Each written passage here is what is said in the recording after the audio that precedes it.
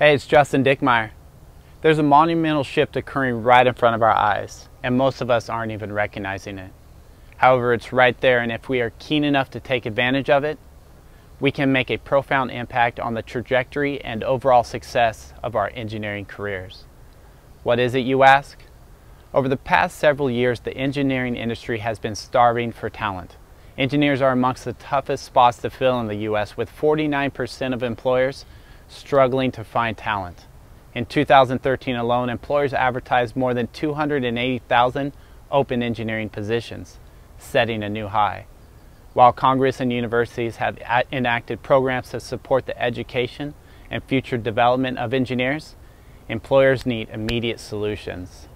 With the U.S. engineering industry set to experience substantial growth in the coming decade, 11% by 2023 according to Kelly Services Engineering Employment Outlook, we as engineers are about to experience one of the greatest opportunities this generation has seen. You are capable of reaching your full potential and taking advantage of this opportunity right now. It doesn't matter how much time, money, knowledge, or anything else that you feel you may lack. I'm certain that you were born with everything you need to answer the call. From working alongside thousands of engineers over the years as they pursued registration, I've seen 4 common obstacles that continue to come up time over time. Obstacles that are holding us back from becoming professional engineers.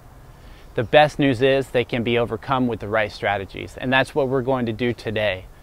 But before we jump in, I want to let you know that Prepineer, the first social engineering exam preparation resource, is going to be open to new students August 21st. So mark your calendars for that day, August 21st.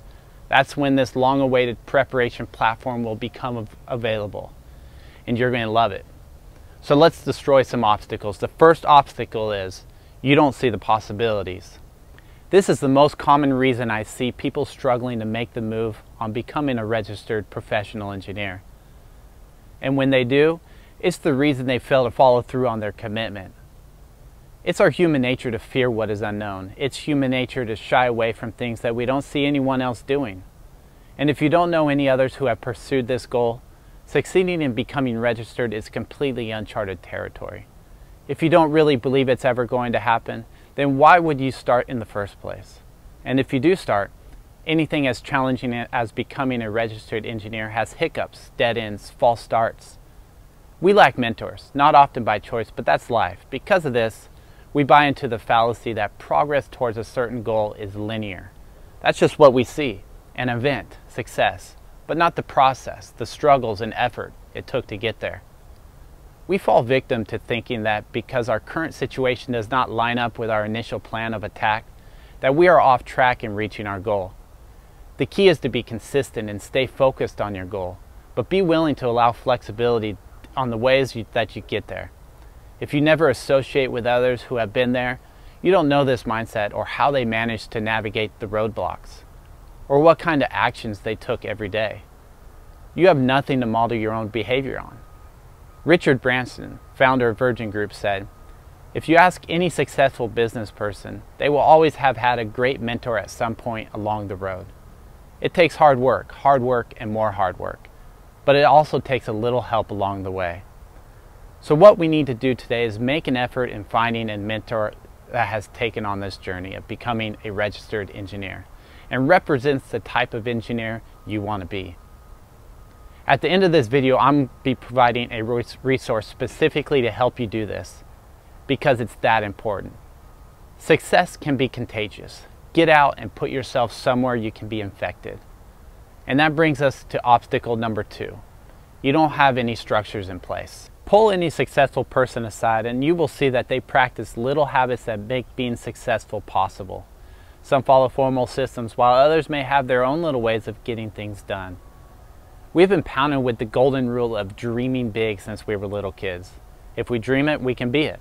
However, dreaming big alone tends to fall short due to our mind's inability to convert that big dream into day-to-day actions that will get us there over time.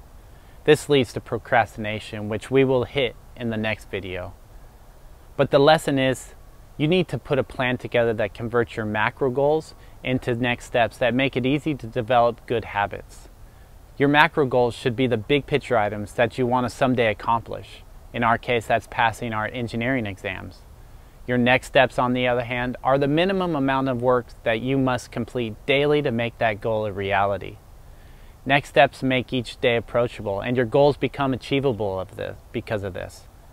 So here's how we can do this. First, figure out what you need to do next and focus strictly on this. Don't put study math as a next step. Put study the law of cosines, or study measures of central tendency, or study linear differential equations. Rather than throwing a big, overwhelming subject in front of our face, break it into manageable portions of content, next actions for you to take. When you're planning the content for your next step, it needs to be no longer than the amount of time you can work uninterrupted, which leads us to our second key element. Set aside dedicated and uninterrupted time to focus on your next step. You may start small with just 30 minutes a day. Consistency, focus, and effectiveness are much more important than the raw number of hours you spend hitting the books. Use a timer and turn off all distractions. Commit and be intentional with your time. Gradually work your way up to longer study periods, but keep them no longer than an hour. Then give yourself a break to fully release the tension and reset the mind for another go. B.J. Fogg, Stanford psychologist, used this method to help him establish the habit of flossing his teeth. He said, "For me, cracking the code on flossing was to put the floss right by the toothpaste and commit to myself that I would floss one tooth, only one tooth, every time after I brushed. I could floss them all if I wanted to, but the commitment was just one tooth. This works because I was training the behavior. Maybe once every few weeks I'd only floss one tooth, but the majority of the time I ended up flossing them all." The bottom line is, you are far more likely to achieve your overarching goals if you can just get over the tendency of obsessing over the big picture and start obsessing on small, repeatable daily actions. Which brings us to obstacle number 3. You haven't set up any accountability. There aren't many out there that can be successful all by themselves. Most of us need to tap into the power of accountability to make things happen. When we put ourselves out there, we subconsciously feel that other people have expectations. This feeling can be an instigator in taking action if we capture it just right. Take a step towards finding accountability partners. Get out there and find others who are after this same exam at the same time. Meet regularly in person, over Skype, email, wherever or whatever. Make commitments to getting your next steps completed. A research study ran by Dominican University psychology professor Dr. Gail Matthews concluded that individuals who write down goals and share them with someone while following up with that person on a weekly basis are on average 33% more likely to be successful in accomplishing that goal they set out to conquer. So here's what you need to do. Reach out to others that have similar goals and outlooks as yourself. Meet with them regularly to review your progress and how it's coming along, and hold each other accountable. Every week, commit to a specific next step. Let your accountability partners know about that commitment. It doesn't matter how big or how small these steps are. What's important is that you are leveraging the powerful natural occurrence of accountability.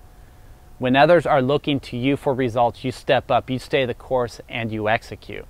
Which brings us to obstacle number 4. You're scared. The underlying relationship between the previous 3 lessons that we have learned is fear. Maybe not shaking in your shoes fear, but failing is scary. Putting yourself out there en route towards a big goal has a lot of uncomfortable moments. When there's fear, it's extremely difficult to take action. So we need to take to heart what was outlined in the previous 3 points and commit to taking intentional steps towards putting them to work in our own lives. The more structure you have, the more positive momentum you can build, and the less fear will be able to hold you down. Everyone feels fear, but the fear of becoming a registered professional engineer isn't anywhere near as crushing as the fear of looking back in 30 years, wishing we just would have taken on this challenge. Start small, develop positive habits, and collaborate with action takers. You'll be amazed at how small, consistent progress can start to develop into great things. These 4 obstacles combined lead us into the death trap of all death traps: procrastination. While stuck in this state of mind, we simply tell ourselves that we will one day make this or make that happen, when in reality we wake up day in, day out, still in the same spot as we were 1, 3, or 5 years ago. That's what we call a nightmare. Good news though, there's a simple yet powerful technique that I will reveal in my next video that will help you propel yourself out of this trap. Better yet, we aren't just going to tell you about it, we're going to give you a free tool that will help you get past one of the toughest parts in beginning your journey of becoming a registered professional engineer. So I'm Justin Dickmeyer, and if you've been watching this video anywhere beside my site at prepeneer.com/thegoods, head over there. That's where the community is, that's where all the action is, that's where the goodies are. That's where I'm there answering comments and questions. But as we close, I want to leave you with one question. Have you struggled with any of the obstacles I mentioned today? Or maybe you have another one that you're currently battling. Would love to hear your personal experience in the comments below. I will see you in the comments.